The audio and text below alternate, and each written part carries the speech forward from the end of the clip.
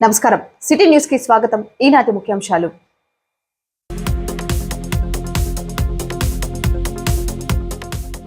కూటమి పాలన 7 నెలల్లోనే రాష్ట్రానికి 4 లక్షల కోట్ల పెట్టుబడులు, పరిశ్రమలు రావాలంటే చంద్రబాబుకే సాధ్యమన్న చీఫ్ విప్ జీవి.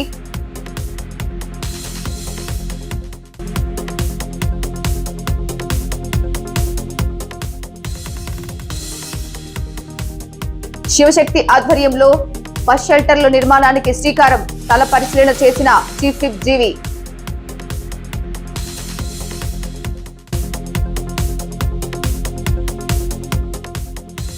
సమగ్ర యువజన విధానంతోనే ఉపాధి అవకాశాలన్న ఏఐవైఎఫ్ రాష్ట్ర కార్యదర్శి లెనిన్ బాబు.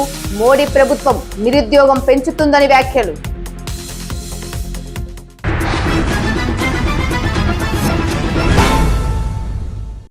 రాష్ట్రంలో కూటమి ప్రభుత్వం ఏర్పడిన 7 నెలల్లో 4 లక్షల కోట్ల పెట్టుబడులు వచ్చాయని ప్రభుత్వ చీఫ్ విప్ వినుకొండ ఎమ్మెల్యే జీవి ఆంజనేయులు తెలిపారు. వినుకొండ టీడీపీ కార్యాలయంలో మాజీ ఎమ్మెల్యే మక్కెనతో కలిసి పరిశ్రమలు పెట్టాలన్నా, పెట్టుబడులు తీసుకురావాలన్నా, ఉద్యోగాలు ఇవ్వాలన్నా సీఎం చంద్రబాబు కృషితోనే సాధ్యమవుతుందన్నారు. ఈ 7 నెలల్లోనే 5 ఏళ్ల వైకాపా కూటమి పాలన మధ్య తేడాను ప్రజలు గమనించారన్నారు. ప్రస్తుతం సీఎం చంద్రబాబు, మంత్రి లోకేష్ దావోస్ పర్యటన విజయవంతంగా సాగుతుందని, ప్రముఖ పారిశ్రామికవేత్త Arcelor Mittal, Nippon Steel JV సంయుక్తంగా 17.8 మిలియన్ టన్నుల కెపాసిటీతో అనకాపల్లి సమీపంలో 2 దశల్లో 1.4 లక్షల కోట్లతో గ్రీన్ ఫీల్డ్ స్టీల్ ప్రాజెక్టు ఏర్పాటు చేయనున్నట్లు తెలిపారు. పరిశ్రమలు పెట్టాలన్నా, పెట్టుబడులు తీసుకురావాలన్నా, ఉద్యోగాలు ఇవ్వాలన్నా ఒక్క ఎన్డీఏ ప్రభుత్వం చంద్రబాబు గారికి సాధ్యం. 7 నెలల్లో 4 లక్షల కోట్లు పెట్టుబడులు తీసుకొచ్చినటువంటి చంద్రబాబు గారి ప్రభుత్వానికి, ఎన్డీఏ ప్రభుత్వానికి ప్రజలు జేజేలు పలుకుతున్నారు. విదేశీ పర్యటనకి వెళ్ళినటువంటి నారా లోకేష్ గారు గతంలో వెళ్ళినప్పుడు పెట్టుబడులు తెచ్చారు. అట్లాగే అనేక పరిశ్రమలతో చంద్రబాబు గారు, లోకేష్ గారు చేసినటువంటి చర్చలు ఫలవంతమైనవి. పెట్టుబడులు వరదలా వస్తున్నాయి. 7 నెలల్లో 4 లక్షల కోట్లు పెట్టుబడులు వచ్చాయంటే ఏ రాష్ట్రంలో వచ్చినాయా? ఇది వికసిత్ ఆంధ్రప్రదేశ్కి, స్వర్ణాంధ్రప్రదేశ్కి మార్గం సుగమమైంది. గతంలో జగన్ ప్రభుత్వం ఎప్పుడైనా సరే ఈ విధంగా పెట్టుబడులు వచ్చినాయా? ఉద్యోగాలు వచ్చినాయా? ఆనాడు అవినీతితోటి 5 సంవత్సరాల వైఎస్ఆర్ పాలన అవినీతి దోపిడీతోటి, అరాచకాలతోటే సాగింది. ఎప్పుడైనా సరే పెట్టుబడులు ఎప్పుడైనా తీసుకొచ్చారా? కేంద్రం నుండి నిధులు తీసుకొచ్చారా? పోలవరానికి కానీ, అమరావతి రాజధాని కానీ, విశాఖ ఉక్కు ఏమైంది? వైసీపీ పాలనలో విశాఖ ఉక్కు తాకట్టు పెట్టేశారు. ప్రయోజనాలు విశాఖ ఉక్కు పరిశ్రమ అక్కడ పనిచేసే వాళ్ళ యొక్క ప్రయోజనాలు తాకట్టు పెట్టారు వైసీపీ పాలనలో. ఏమన్నా 5 సంవత్సరాల్లో విశాఖ ఉక్కు గురించి ఎప్పుడన్నా మాట్లాడారా? ఢిల్లీ వెళ్ళి ₹1 నిధి తీసుకొచ్చారా? ఈరోజు చంద్రబాబు గారికి హృదయపూర్వక ధన్యవాదాలు తెలియజేస్తున్నాం. 11,440 కోట్లు తీసుకొచ్చారు కేంద్ర ప్రభుత్వం నుండి. నరేంద్ర మోడీ గారికి, ప్రధానమంత్రి గారికి ఆంధ్రప్రదేశ్ ప్రజానీకం తరఫున ధన్యవాదాలు తెలియజేస్తున్నా. 11,440 కోట్లు విశాఖ ఉక్కు అభివృద్ధి కోసం కేటాయించడం ఎంతో అభినందనీయం. కేంద్ర ప్రభుత్వానికి ధన్యవాదాలు తెలియజేస్తున్నాం. నిధులు సాధించినటువంటి చంద్రబాబు గారికి ప్రత్యేక అభినందనలు. ఈరోజు చంద్రబాబు గారు ఢిల్లీ వెళ్తే ఈరోజు నిధులు, గతంలో పోలవరానికి 12,000 కోట్లు తీసుకొచ్చారు. అమరావతి రాజధానికి 15,000 కోట్లు, అమరావతి రాజధానికి 15,000 కోట్లు, పోలవరం ప్రాజెక్టుకి 12,000 కోట్లు, ఈరోజు విశాఖ ఉక్కుకి 11,440 కోట్లు. ఈ విధంగా కేంద్ర ప్రభుత్వం నుండి నిధులు సాధించారు చంద్రబాబు గారు. కేంద్ర సహకారం తీసుకొచ్చారు. ఆ రోజు ఏం చేసింది వైసీపీ ప్రభుత్వం? ఏ రోజన్నా అమరావతి రాజధాని గురించి కానీ, పోలవరం గురించి సరైన నిధులు తీసుకురాకపోవటం దురదృష్టకరం. అంటే ఆ రోజు విశాఖ నుండి ఎప్పుడన్నా నిధులు తీసుకొచ్చారా? ఇవన్నీ కూడా వైసీపీ పాలనలో జగన్మోహన్ రెడ్డి దోపిడీ పాలనకి, అరాచక పాలనకి నిరంకుశ పాలనకి ఉదాహరణ. 7 నెలల్లోనే 5 ఏళ్ల వైసీపీకి పాలనకి తెలుగుదేశం పాలనకి స్పష్టంగా ప్రజలు వ్యత్యాసాన్ని చూశారు. దూరదృష్టితోటి నవ్యాంధ్ర నిర్మాణం కోసం, స్వర్ణాంధ్ర నిర్మాణం కోసం అహర్నిశలు కష్టపడుతూ ఉన్నారు చంద్రబాబు గారు. నవ్యాంధ్ర నిర్మాణం, స్వర్ణాంధ్ర సాధనకి బాటలు వేశారు చంద్రబాబు గారు. ఈరోజు ఖచ్చితంగా స్వర్ణాంధ్రప్రదేశ్ సాధించుకుంటాం.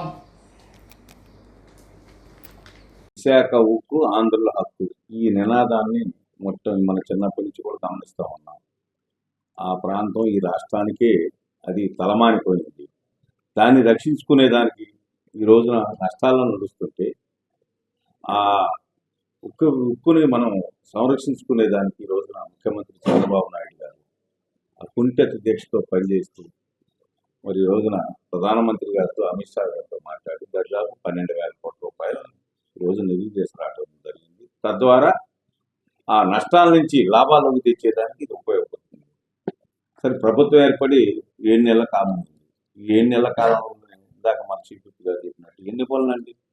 రాజధాని నిర్మాణానికి శరవేగంతో కేంద్ర ప్రభుత్వం నిధులతో పాటు ఈ రోజున అన్ని విశ్వవిద్యాలయాలు అందరూ వచ్చి దాదాపు 30-40,000 కోట్ల రూపాయలతో ఇక్కడ వివిధ రకాలైనటువంటి అభివృద్ధి కార్యక్రమాలు నడుస్తూ ఉన్నాయి. అక్కడ అటు పోలవరం చూసినట్లయితే బ్రహ్మాండంగా మళ్ళీ 15,000 కోట్ల రూపాయలు బ్యాంకు రుణాన్ని కేంద్ర ప్రభుత్వం ద్వారా తీసుకొచ్చి దాన్ని పూర్తి చేస్తూ ఉన్నారు.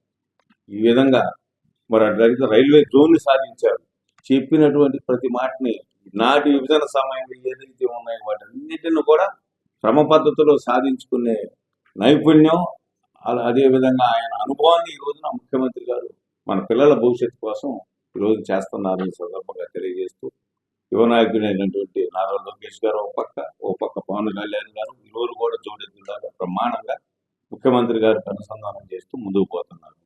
సరే, ఈ నియోజకవర్గానికి సంబంధించి కూడా బ్రహ్మాండంగా మన చీఫ్ జీవాంజనేయ గారి నేతృత్వంలో ఈ 7 నెలల కాలంలో అనేక కార్యక్రమాలు చూసినట్టయితే అన్న క్యాంటీన్లు ఓపెన్ చేసుకోవడం జరిగింది. బ్రహ్మాండంగా ఈ రోజున మనం ఇక్కడ రామలింగేశ్వర స్వామి గుడికి అనుమతులతో పాటు ఈరోజు 2 కోట్ల రూపాయల నిధులు తీసుకొని రావడం జరిగింది. అదేవిధంగా ఘాట్ రోడ్ నిర్మాణానికి బ్రహ్మాండంగా పూర్తి స్థాయిలో ఎంతైనా ఇచ్చేదానికి మన ముఖ్యమంత్రి గారితో అనుమతి తీసుకోవడం మన సిబిపి గారి ఘనత ఈ సందర్భంగా తెలియజేస్తున్నాను. ఇంకా చాలా కార్యక్రమాలు గ్రామాల్లో చూసినట్టయితే రోడ్లు, గుంతలబడిన రోడ్లు పోవడంతో పాటు కొత్తగా ఎన్ఆర్జీఎస్ నిధులు తీసుకొచ్చి 10 కోట్ల రూపాయల నిధులు తీసుకొచ్చి ఈ రోజు అన్ని గ్రామాల్లో సైడ్ రైన్స్, రోడ్లు నిర్మాణాలు బ్రహ్మాండంగా జరుగుతున్నాయి. రైతులకు సంబంధించిన కార్యక్రమాలు నడుస్తున్నాయి. అదేవిధంగా కాలువల కోరిక తీత పనులకు సంబంధించి నడుస్తున్నాయి. ఈ విధంగా నిరంతరం అభివృద్ధి తప్ప వేరేది లేదు. ఎక్కడా కక్షాదింపు లేదు, ఎక్కడా అహంకారపూరితమైనటువంటి వాతావరణం లేదు.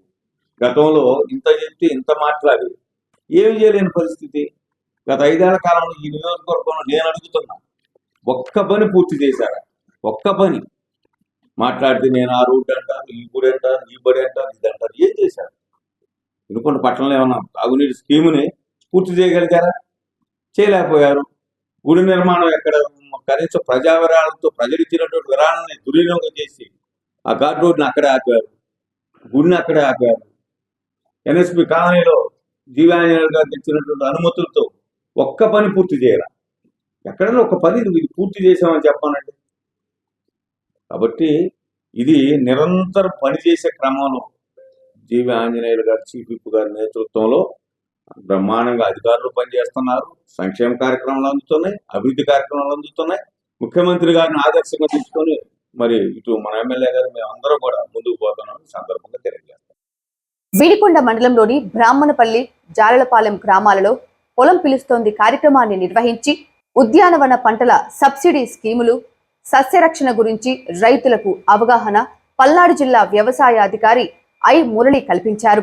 రైతులు డిమాండ్ ఉన్న పంటలను సాగు చేసి అధిక దిగుబడులు సాధించాలని, రైతులకు గిట్టుబాటు ధర లభిస్తుందని, అవసరం మేరకే ఎరువులు, పురుగుల మందులు వాడాలని, రైతులు ప్రకృతి వ్యవసాయం వైపు మారాలని సూచించారు.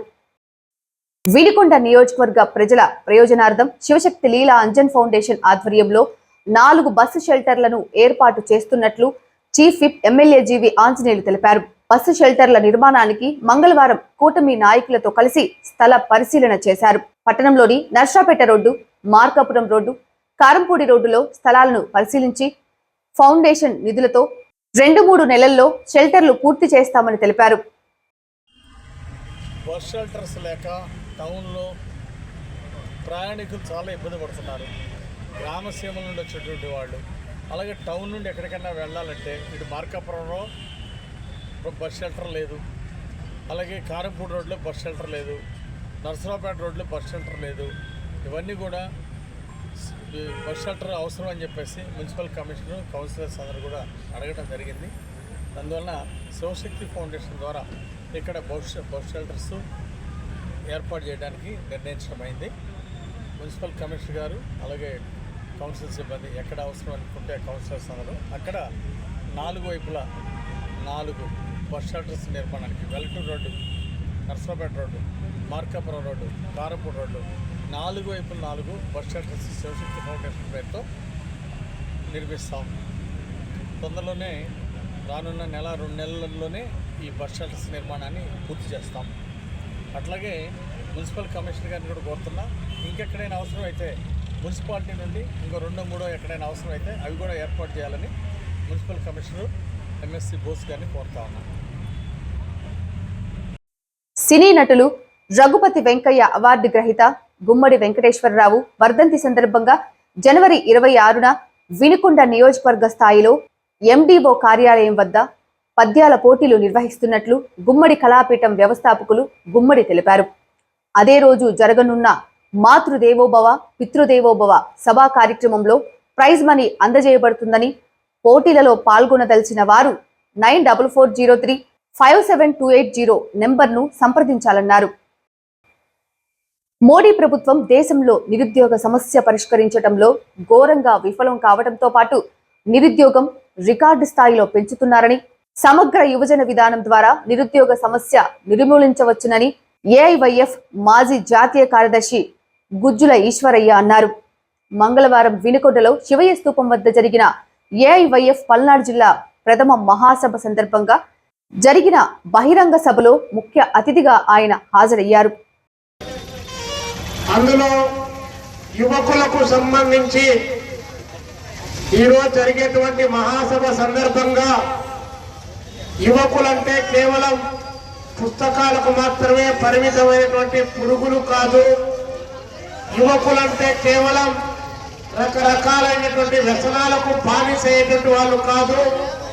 యువత అంటే ఈ దేశాన్ని గురించి ఆలోచించే వాళ్ళు, ఈ సమాజం మంచి మార్గంలో ప్రయాణం చేయాలని చెప్పి కోరుకునేటువంటి వాళ్ళు. వారితో పాటు సమాజంతో పాటు మేము కూడా మంచిగా చదువుకోవాలి, చదువుకున్న దానికి అనుగుణంగా ఉద్యోగాలు రావాలి, ఉద్యోగాలు రాకపోతే ఉపాధి కావాలి. ఏ విధంగానైనా సరే నైతిక విలువలతో కూడినటువంటి జీవనాన్ని కొనసాగించడానికి అవకాశాలు కావాలని చెప్పి భావించేటువంటిదే యువత. అలాంటి యువతకు అఖిల భారత యువజన సమాఖ్య ఏఐవైఎఫ్ ఈ దేశవ్యాప్తంగా సంవత్సరాల తరబడి ఆ పోరాటాలకు నాయకత్వం వహిస్తూ ఈ దేశంలో ఉన్నటువంటి యువకులకు ఏమి కావాలి, వారికి చదువుకున్నటువంటి వాళ్ళ సంఖ్య విపరీతంగా పెరిగిపోతా ఉంది. పాలకులు ఎప్పటికప్పుడు వాగ్దానాలు చేస్తా ఉన్నారు. కావలసినటువంటి ఉద్యోగాలు కానీ ఉపాధి కల్పన కానీ లేనటువంటి పరిస్థితి దేశంలో రాష్ట్రంలో నెలకొన్నటువంటి నేపథ్యంలో చదివినటువంటి యువత చదువు రాకుండా కష్టజీవులుగా రెక్కల కష్టం పైన బ్రతికేటువంటి యువత వారి దేశ ఆర్థికాభివృద్ధిలో భాగస్వాములు చేసుకోవడానికి ఈ పాలక వర్గాలు ప్రయత్నం చేయమని చెప్పి ఎప్పటికప్పుడు అఖిల భారత యువజన సమాఖ్య ఏఐవైఎఫ్ నాయకత్వం ఈ పాలక వర్గాలకు గుర్తు చేస్తా ఉంది. సిటీ న్యూస్ ఇంతటితో సమాప్తం. తిరిగి రేపటి సిటీ న్యూస్ లో మళ్ళీ కలుద్దాం. అంతవరకు సెలవు. నమస్కారం.